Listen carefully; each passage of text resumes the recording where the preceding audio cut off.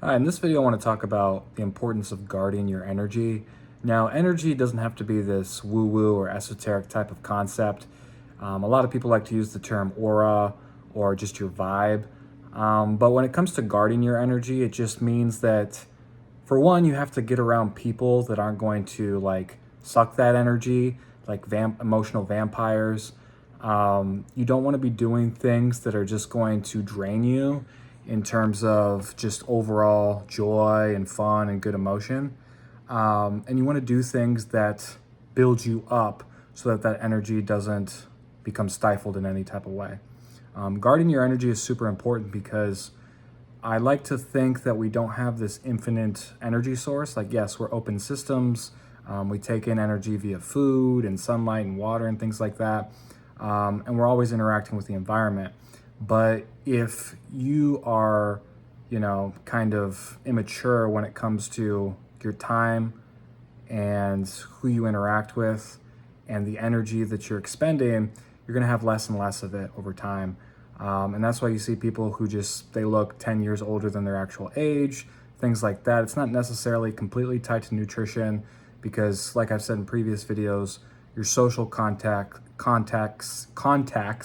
and the context in which you're socializing really determines a lot of your health outcomes.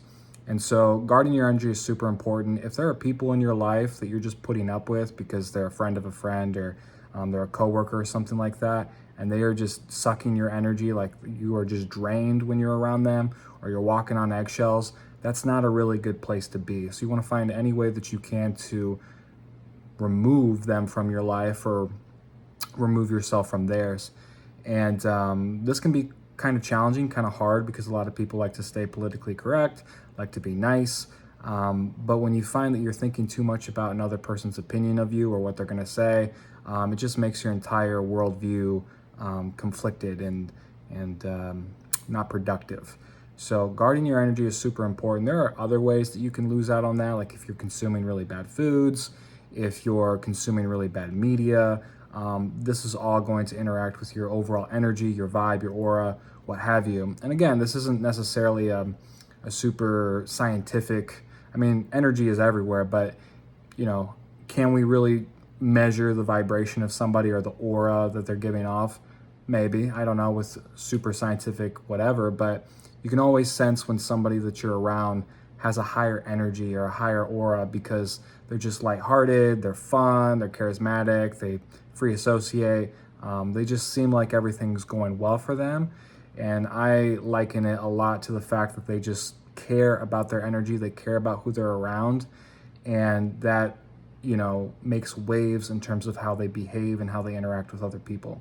So it's an incredibly important thing. Keep that in mind next time you're interacting with other people. If you sense that your energy is going down around certain people or media or food or whatever, do whatever steps you need to take to quell that and get to a place where your energy is actually growing and at a really good place.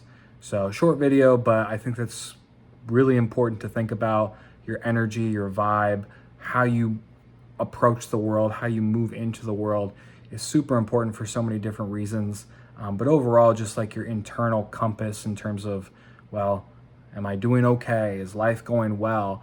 A lot of that stems from the negative influences or lack thereof that we have in our lives. So keep that in mind. Be very stringent and disciplined when it comes to your time and your energy, and you'll find that your life improves because of it.